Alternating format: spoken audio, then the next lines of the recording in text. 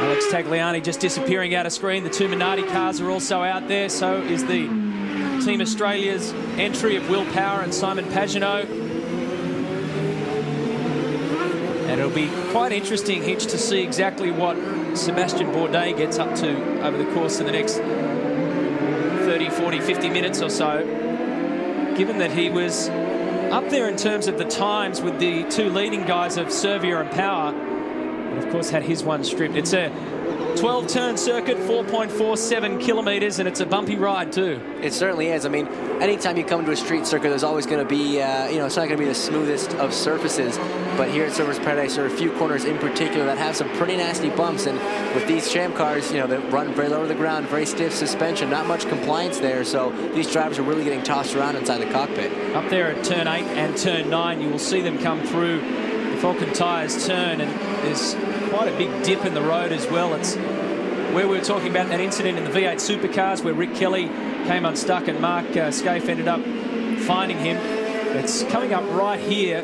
They exit these cars, so it's obviously really going to, right there it was, it's really going to impact these cars more than it will the V8 supercars. You're looking at Sebastian Bourdais, the championship leader, the Frenchman who can wrap up the title again for the 4th straight year. Never been done in Champcar World Series.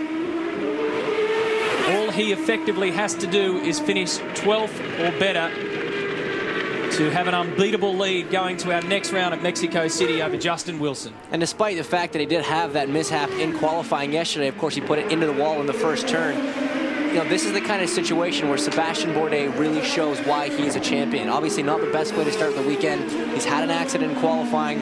It's actually the same place he's crashed on three different events here at Surfers. 3 different years he's had contact in that same wall, but it's this sort of situation where he really revels. He takes in the pressure and he performs to his absolute best. So I'm looking for a lot out of him today. He wasn't quite as quick as Will and as Servia yesterday, but this is the kind of situation, like I've been saying, where Sebastian's probably going to pull something out of the hat.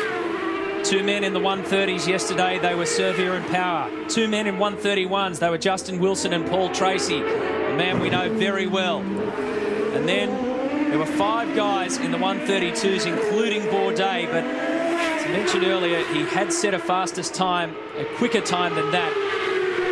And that was taken away courtesy of the red flag incident. Been a lot of talk about the curbs here, James, that some of the drivers are a little bit concerned about them. Yeah, they've made a few adjustments to the curbs this year, Matt. They've made them a little bit lower, a little bit smoother, which means that you're able to ride them a bit easier with these cars and with more speed. Now, like you say, it's not normal that you'll hear a driver complaining about being able to take more speed through a corner, but with such tight confines here, walls obviously right outside the racing line, if you do get into a little bit of trouble and have a problem, you're going to be hitting that wall a little bit faster. And hitting the wall, period, is not something you want to do. And if you do hit it, you want to hit it as slow as possible. So I think that's part of the reason why we've seen the lap times come down so much from last year already. And I expect them to go even quicker today as the rubber builds up on the track, grip gets better. So it has been a little bit of a concern of the drivers before the weekend started, but having now run on it for a day on Friday, there doesn't seem to be, any movement towards making any changes. Everybody's settled into it, and they seem to be quite comfortable with the way the track is. It was an interesting scenario facing Will Power yesterday. He was just so much on the money. The lap that he put down, the 130.895, almost blew you out of your chair when we were watching it. And it was a lap that had mistakes in the final sector as well. So it showed that he's got plenty of speed if he needs it. Then what happened was Bourdais put it into the wall. We ended up with a situation where we had a 1-lap dash. The remaining cars out there had 1 lap to give it a go. We thought that Justin Wilson would be the man who could do it. He'd been on time with Will throughout the course of that session. He was first cab off the rank. He had an open track ahead of him. And out of the blue, Oriel Servia somehow snuck in a 130.862 and denied Will Power a guaranteed front row start. Will wasn't really happy. He was complaining that there was a couple of guys holding him up there.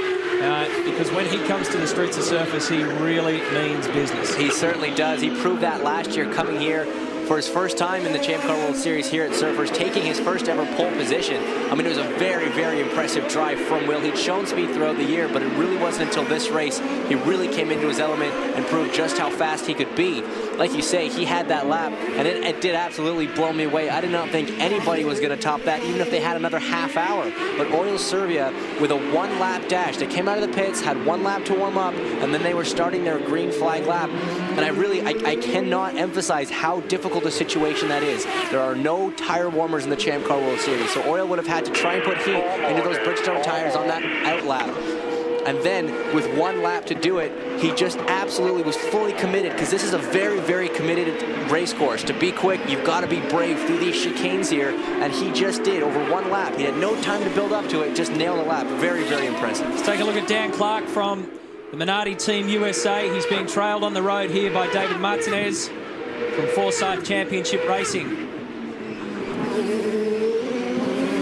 The 24-year-old Englishman, Clark, Speedy Dan. And while they were sitting around, just take a look at this Zinger replay of Will Power with a pretty big lockup coming off the end of the main straight. While they were sitting around just before this session began, they were pumping some radio music just into the inside of the helmet of Dan Clark to keep him nice and relaxed. Nelson Felipe is a man to watch. Felipe was the winner in 2006. He's been out of a drive since then, but with backing of a local sponsor, Sean Juniper and the Juniper organisation, he has returned to racing. Really hasn't gone away from the Gold Coast, because his girlfriend is Miss Indy from last year, Sarah Buller, so he spends a lot of time here, the Frenchman, and he's back in the cockpit again of a Champ car. Just checked in at Rocket Sports Racing, and Alex Tagliani is doing his Friday work on Saturday. He had a spin yesterday. He also had a crash yesterday, which meant that they lost pretty much all of the running time that they needed. They're scrubbing tyres at the moment, so they're really a day behind the program. 16th yesterday in qualifying. He needs to find some pace today, but he's got so much more work to do than the rest of the other drivers. And it's going to be an interesting session for Alex, because like you say, Aaron, he has to do all of the work that normally goes into a Friday.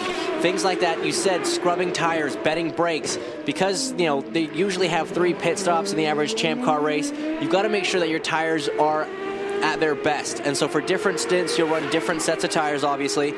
And sometimes it's best to have a set of tires that isn't necessarily new. Sometimes there's a releasing agent that they inject into the mold of the tire when it's new. And it means that it can be slippery for a lap or two, especially because we don't have tire warmers. So a Friday routine is to take care of things like that and make sure all your race sets are as scrubbed as you want them. Make sure brakes are bedded in for the entire weekend, because you'll have to switch pads over the course of the weekend, and discs as well. So this is kind of housekeeping work that Alex Tagliani is going to have to be doing now, while the rest of the guys like Paul Tracy will be working on their race setups probably earlier in this session, and then as the session moves on, they'll go to light fuel loads, newer tires, and really work on that qualifying setup for this afternoon's final qualifying session. But right now, it is previous winner Mario Dominguez, who is the quickest driver on track. He's done a 1:33.588, and he's closely followed by Dan Clark. Well, actually, not that closely followed by Dan Clark at a 1:34.1. So, now, as I say it, Will Power, the local man, to the top of the charts with a 1:32.9. As you can see, these times are a lot slower than in qualifying.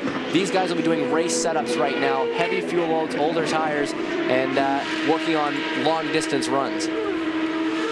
Paul Tracy pulls in to the Forsyth Championship Racing pit bay. Take a look at the crew there. They're not scurrying around. They're not hurrying. Yesterday, they in a warm-up session in the qualifying, they basically pulled almost every panel off that car. This is Mario Dominguez. Very close to the wall there on the exit of turn 5 chicane.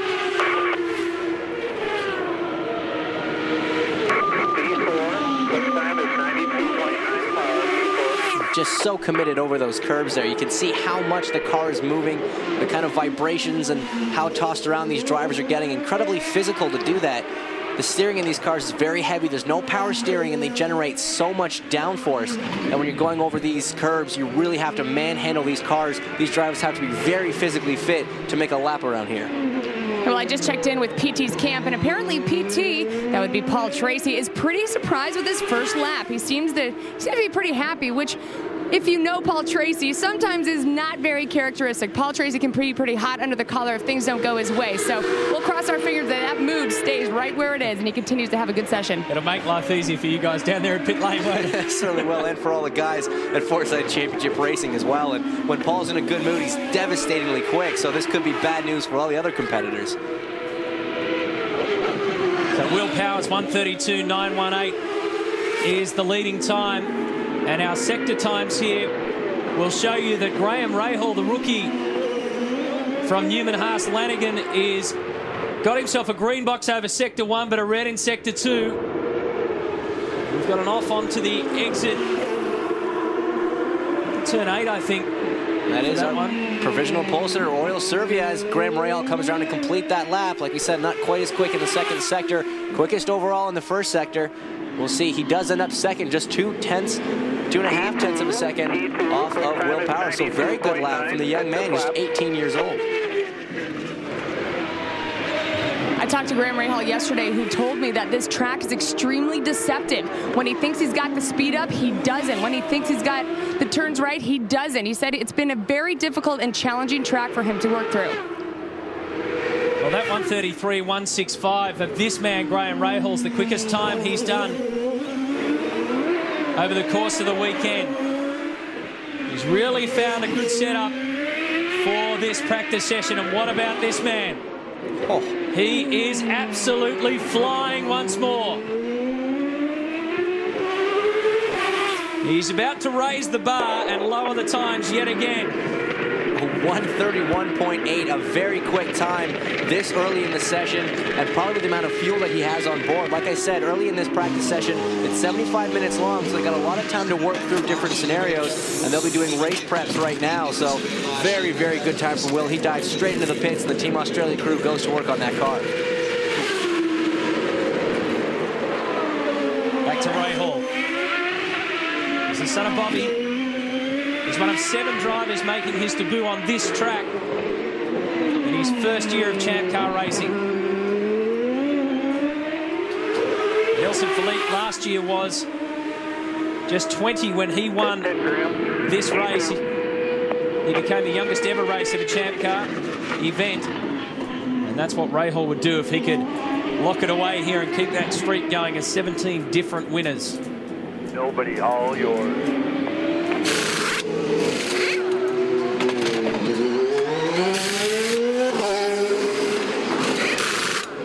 So yet again, the local boy from Toowoomba, Will Power, is setting the pace. 1:31.86. Practice of the Champ Cars. Our first look at him over the course of this Lexmark Indy 300 weekend.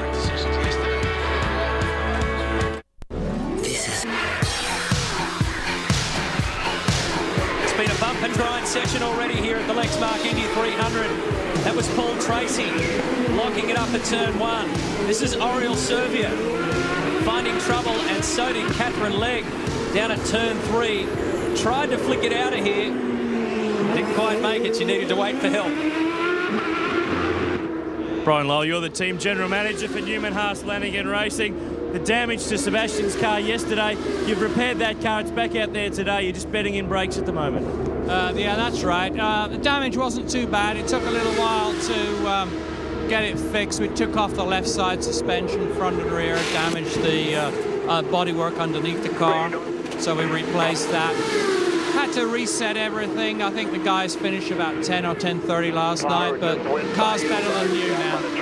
How do you start working through this practice session in terms of qualifying? Do you focus a lot on the race setup of the car in this session?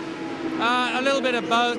Sebastian's experienced enough now that it's pretty easy for him to kind of do the two things simultaneously. He can say, this is going to be good for the race, this is what I need for qualifying. So we don't specifically fill it up with fuel and do a race setup. We kind of listen to the driver, try a few things, and then pick what we're going to use for qualifying.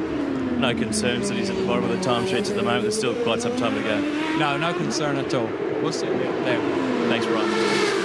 They shouldn't have any concerns because Sebastian Bourdais has already posted the 5th quickest time, so he's moving his way back up the timesheets, 1:32.912. Just to refresh you what's been going on in this practice session, Will Power has the quickest time. He's the only man in this session to go 1:31.857. Dan Clark, second on the list. Graham Rahal, the rookie, third.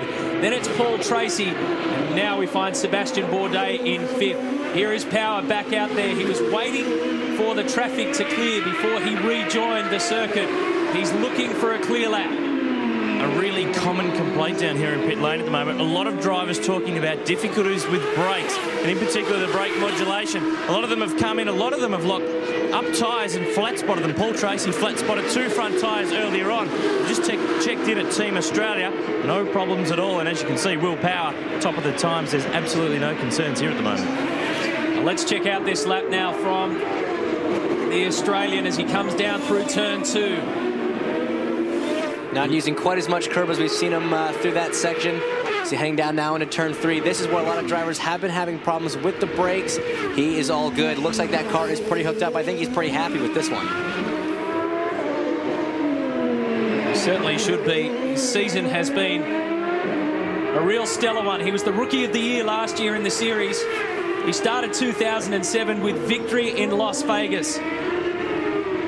He's had 2 wins and 4 podiums for the season. And only over the course of the last round did he slip from 2nd down to 4th.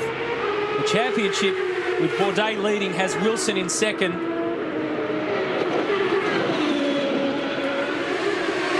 Now Will Power is taking advantage of that clear lap that he's been looking for. This is turn 8. Very, very bumpy. Big dip in the middle of the road. Very off camber on the exit there. The track falls away. And when you're trying to get 750 horsepower down to the ground, no traction control when the road's falling away from you, it is very, very tricky. And you can see Will's car just stepping out, the rear end a little bit loose as he crosses the line now. This will not be a stellar lap. He is still obviously P1, but now this will be the beginning of a hot lap. That was his first lap out of the pits. So we'll see this time if he can give that ultra committed driving style that we've seen work so well so far this weekend, and see if he can put down another quick one. Rocket Sports and the driver of the number 8 car, Alex Tagliani, tags his run in pretty well after kind of a bang-up qualifying session yesterday. What adjustments did you make to the car? Really not much at all again. I mean, we didn't change much from the crash in the morning, but unfortunately with only 5 laps to do in qualifying because of the new rules and he spun, we were out of time. The car's is okay, it's not quite there yet, but we haven't made much adjustments at all. We just haven't had the track time. Is he saying anything to you on the radio about how he likes the setup right now? Yeah, we're trying different things. We're trying to catch up from the time we lost yesterday, and slowly we're getting to know which way we want to go. Thanks, Phil. Thanks. Phil Howard there from Rocket Sports, touching on an interesting point. There was a bit of a new regulation for the Friday practice and qualifying session this weekend at Surfers Paradise. The rule was the drivers who traditionally get 15 laps for qualifying were only going to get as many laps for Friday qualifying as they completed in Friday practice. This, of course, to try and get the drivers out on track a little bit more. And because Alex Tagliani had such an early incident in practice, they did mandate that if you did have an accident or mechanical problem, that you would be guaranteed at least 5 laps. Alex had his accident on, I think, his 3rd flying lap of the session in practice, so he was only given 5 laps in qualifying. He only had 2 proper laps in practice, so as you heard Phil Howard say, they've just not had the track time to develop this Rocket Sports car. Sebastian Bourdais has just gone up to 2nd. So the pressure goes back to Power. There are now 2 men who have posted 131s in this practice. That last lap, 131.961.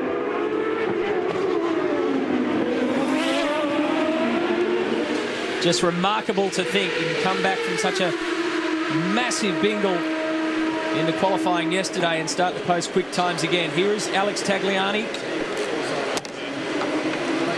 2-time podium finisher of this race. Last year 3rd, back in 2001 he was 3rd as well.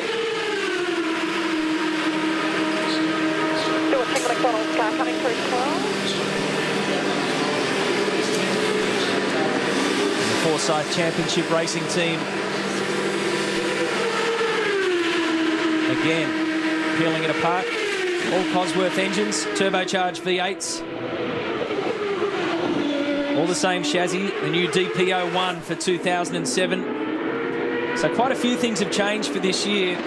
This is a new chassis that we'll see for the first time. Standing start that we'll see for the first time here as well. The one thing that's unchanged is Sebastian Bourdais' unbelievable pace. He's now almost 0.3 of a second up on Will Power's lap. He has just one corner to go into the final hairpin, applying the power, just torturing those Bridgestone tires. I think this is going to put him back to the top of the charts, and it's like I was saying, and he does, 0.3 of a second quicker, 131.531. This is why Sebastian Bourdais is a true champion. He had the problems yesterday. He's rebounded beautifully to go quickest. Chat on the team radio talking about the traffic.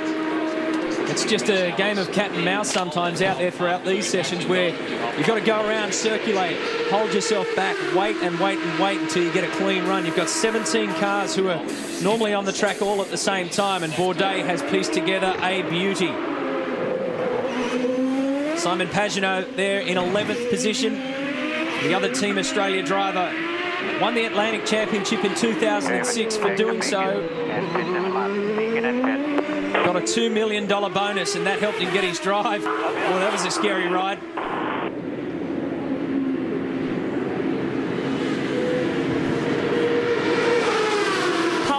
Paul Tracy seems to not be such a happy camper right now. Apparently, his brakes are extremely sensitive as well. So this is a common problem throughout the pits. He said they're good on the straightaway, but when you turn into the corners, you seem to be sliding. We're going to keep a look on that right now.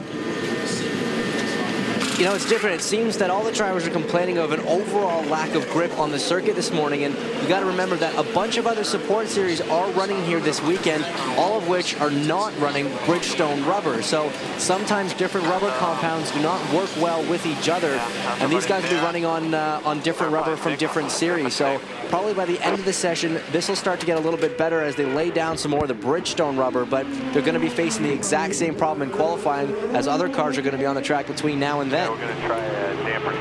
This is Pagenaud, the other Aussie Vineyards Team Australia entry. Top 10 in the championship in his rookie year in Champcars. Flying up Main Beach Parade. Into turn 8. At his best run of the year, the Canadian Triple Crown, 3 straight 4th placings. And he has had a front row start this season in Cleveland. He was second on the grid. They've both been very good qualifiers. In fact, throughout this season, with Will Power getting 2 poles. Certainly showing that he's on the pace. Pagenaud 6th. He certainly is a very, very quick driver. I had the chance to race against him in Atlantic 06 when he won the championship. And like you say, he's been very quick in qualifying. He's had a lot of bad luck in some of the races. There have been a few times this season where he should have been on the podium, but things out of his control kept him off it. So very, very talented young driver. I know he's enjoying this racetrack. He enjoys that you have to be aggressive, that you have to be fully committed to get a lap time. That's the kind of driving that Simon Pagenaud likes to do. So, you know, again, this is his debut race here. He's going to try and get a little bit more experience and see by qualifying if he can maybe move it up just a little bit. Just down at the far end of pit lane with the Roo Sport team, Justin Wilson, who won the last race of the Champcar World Series at in Holland. Yesterday said that it was taking forever to get some temperature in these tyres. Even on a 4 or 5 lap run, it was still a struggle. Still waiting for 6 and 7 and 8 lap runs before the tyres were really coming up. Struggled for a rhythm yesterday, but he had the end pit box by virtue of winning the last race. So he's got the clear run out for the pit stops on Sunday. Well, this just in. It appears as though Oriel Servia likes his setup better today than yesterday. So for those chasing that pole, they better watch out because Oriel apparently has got a hot car. You can see just on the front of this Forsyth car, that tire, that is a flat spot. So clearly they've had a really big lockup. See, that's quite a bad one. The inside edge of the tire there on the right-hand side, you can see it starting to, it's been melted. It's right down to the cords. These diagonal lines that you see are part of the canvas that makes up the inner part of the tire. So that's a very, very damaged tire on the front of Paul Tracy's machine. This is the man that we've been watching throughout the course of the weekend, continually surprise us. PKV Racing, Oriel Servia, 2005, he was on pole here.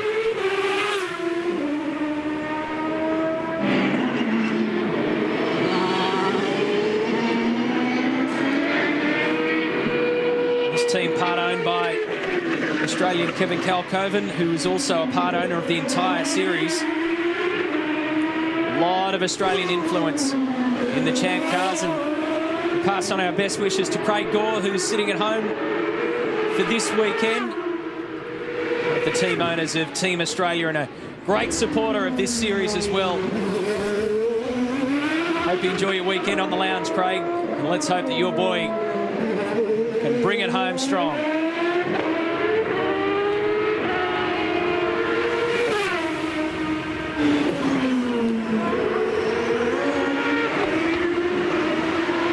Servia quick in the first practice yesterday. He was second fastest. And then, of course, the 1:38.62 still stands as the fastest time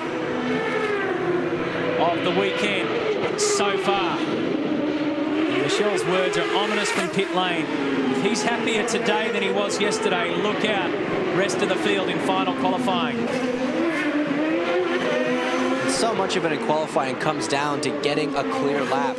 17 cars around this circuit. I mean, it's a bit of a longer street circuit than normal, but even still, it is all about getting a clean lap, especially when we have these red flags. You all file out of the pit lane at the same time, and, you know, Will Power alluded to that in the post-race press conference, that on that last run, that last lap dash that they had, he was held up by Robert Dornbach. So he thinks he did have the pace to top Servia's time, but just was unable to get a clear lap. And it happens so often as we see some spring changes going on to the front of the number 9 CDW car. It's Justin Wilson, not quite as happy as he was yesterday with his car. He's only sitting 9th right now, and it's very uncharacteristic of Justin.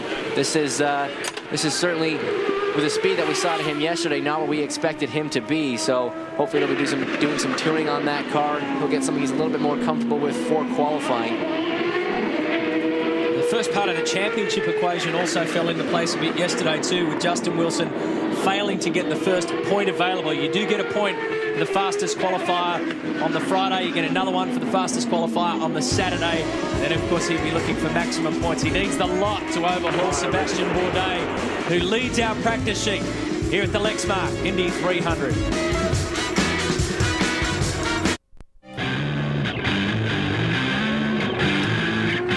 It's already been a record-breaking start in terms of crowd numbers for the Lexmark Indy 300. We had 56,867 on Thursday, looking to eclipse last year's mark overall of the 4 days of 312,000 people. And the conditions are absolutely perfect. And meanwhile, on the track, there's a great battle going on as we take a look at Justin Wilson in flying action. He's 9th on the timesheets, but Will Power and Sebastian Bourdais are trading pretty good blows at the top. 1:31.476 is the overall leading time. It belongs to Team Australia. 1:31.531 is the second best time. It belongs to Sebastian Bourdais. Let's take you through what we're doing here on the timing monitor. We've got 3 boxes for the 3 sectors that we've marked around this course. There goes the first sector time. So Power's 46.974 remains the quickest, and Justin Wilson a half a second outside that time throughout Sector 1. Sector 2 takes us right up the back end of the course, along the Esplanade, Main Beach Parade, through the Bartercard S's and the VB chicane, and up here to turn 8. You'll be getting close to that timing monitor.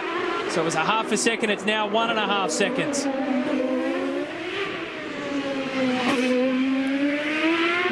And now this is the part of the circuit, 9, 10, 11.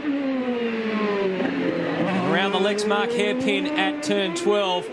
That looks spectacular, James, but really for these cars, they just hate it. Yeah, it really is quite abusive. It's torturous on these machines. I mean, they're not necessarily designed to take that sort of beating, but that is the name of the game here at the Surfers Paradise Street Track.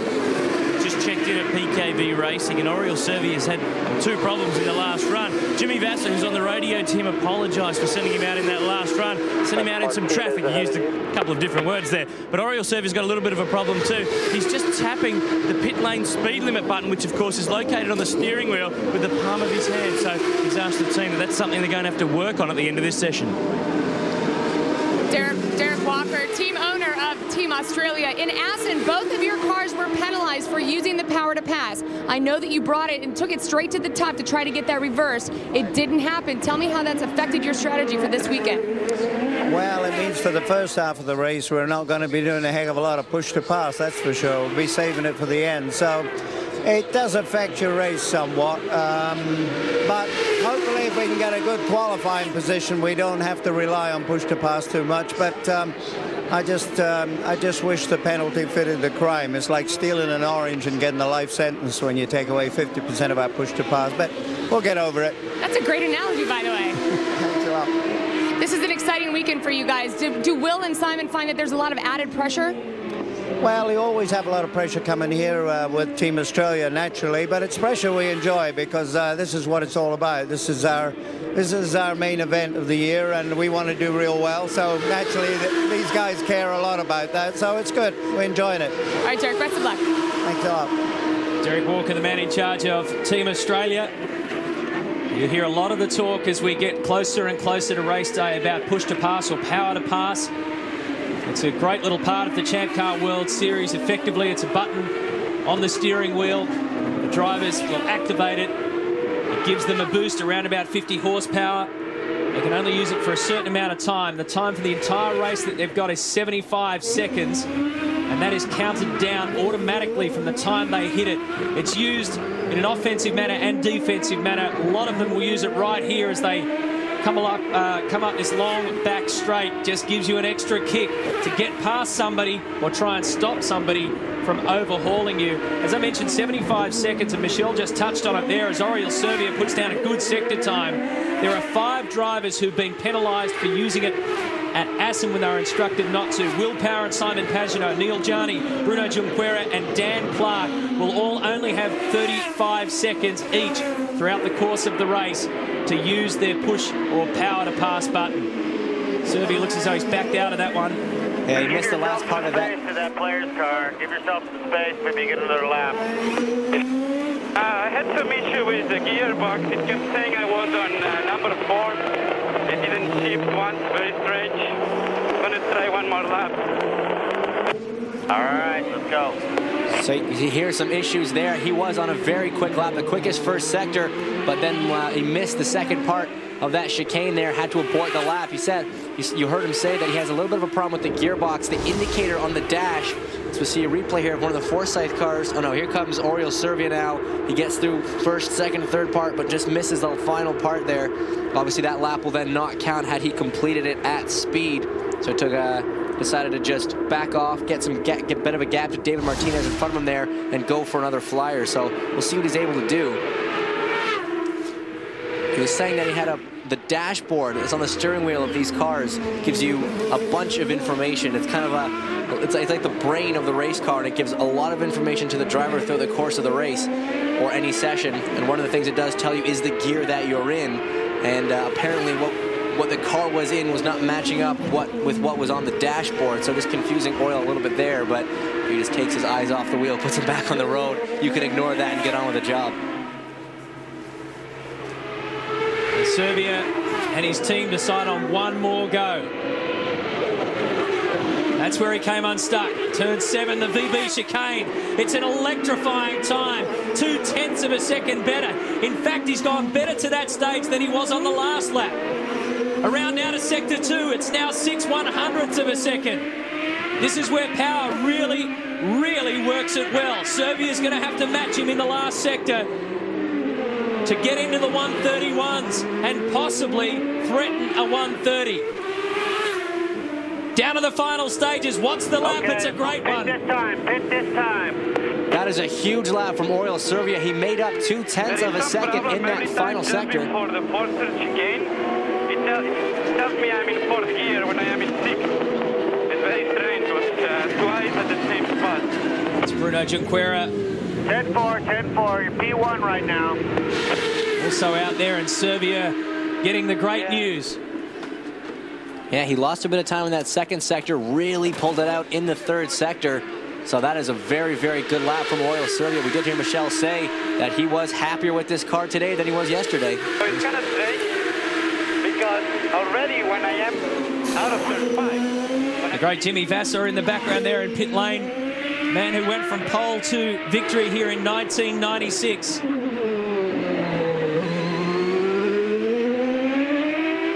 So Servia's time 131.225. Power, 131.476. Mario Dominguez has just joined them in the 31s as well. His lap just then, 131.949. So you can see on the practice leaderboard that they're all starting to edge closer and closer to the mark set yesterday by Servia, which was a 130.862. It is setting the scene for a fascinating final qualifying session. Oriel Servia already guaranteed a front row position. He's showing that he's going to carry the speed that he had on Friday into Saturday. And this is a really, really good effort from Mario Dominguez. He's, of course, racing with the Pacific Coast Motorsports team this weekend. Mario has not had a consistent ride all year, but he's done 4 races subbing for other drivers for various reasons. And he has done 1 race previously with Pacific Coast. That was in San Jose, filling in for the injured Ryan Dial. And this is a brand new team in the Champcar World Series. It was their first season. They've come from Atlantic competition, from Grand Am competition, and ALMS. And so a great effort from him, but Will Power trying to respond to Oriel Servia. Oh, 4 1,000ths of a second he misses the top time by. I reckon that's a shaving of carbon fiber, the difference. You can't even measure that. And on a 4.47 kilometer track, to be just 4 1,000ths of a second different from another guy, you know, that's just how close and how competitive it is here in the Champcar World Series. 2.5 minutes remain in practice session 3. Don't forget, still to come today, race 1 of round 11 of the V8 Supercar Championship. They're all back in their own cars, 31-car grid. After the excitement of Bathurst, it's now getting really, really tight in the championship.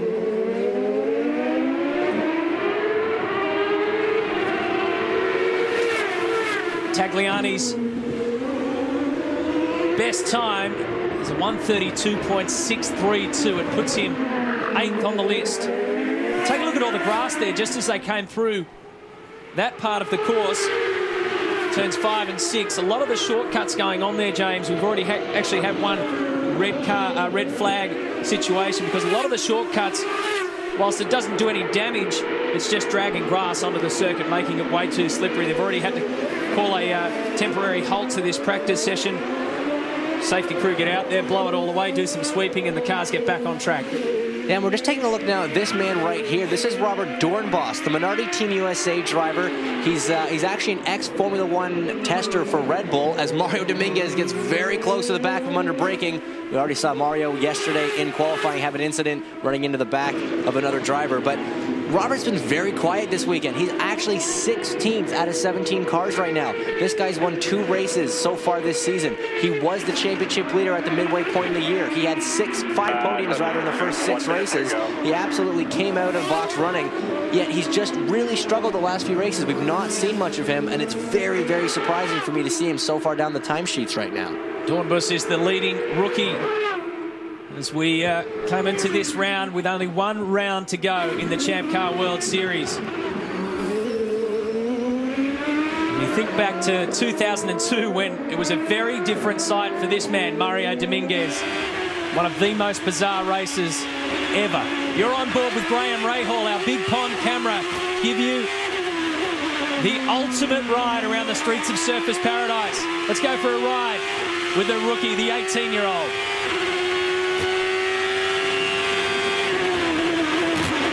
Turn 3.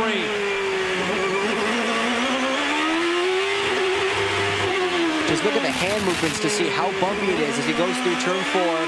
Every time he goes over one of these bumps, the force comes through the steering wheel, shakes the driver's hands. He really has to hold on now. Going up to over 280 kilometers an hour now into turn 5 and 6. The Buttercut S's. Very tricky. All the curb on the inside, right to the wall on the outside.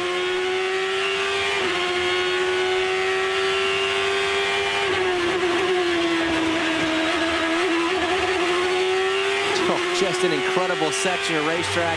This is what I was talking about in terms of commitment as he heads down into turn 8. And now listen to the car. screech and bubble and scream. It's got a totally different tone through this part of the circuit.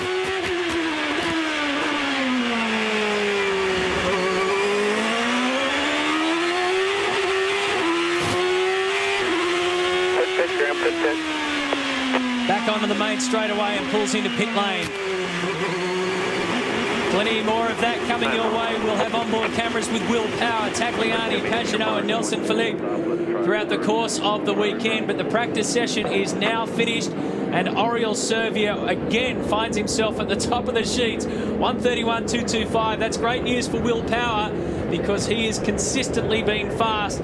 Justin Wilson, I can tell you, has also notched himself up into the top 3, so a bit of a late change to that one. We'll find that Wilson goes from 9th up to 3rd and not too many other big movers in the final section. So the Champ Cars have had their final practice.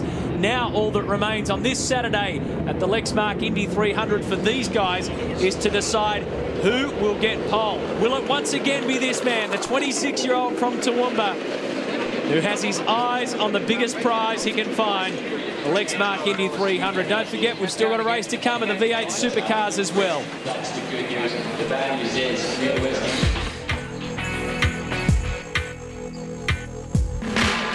In the dance, plug it in and we begin. Crowd up in the center, they watch me the rhythm. Watch the way we drop it in a mix time. Rise and amplify it when we come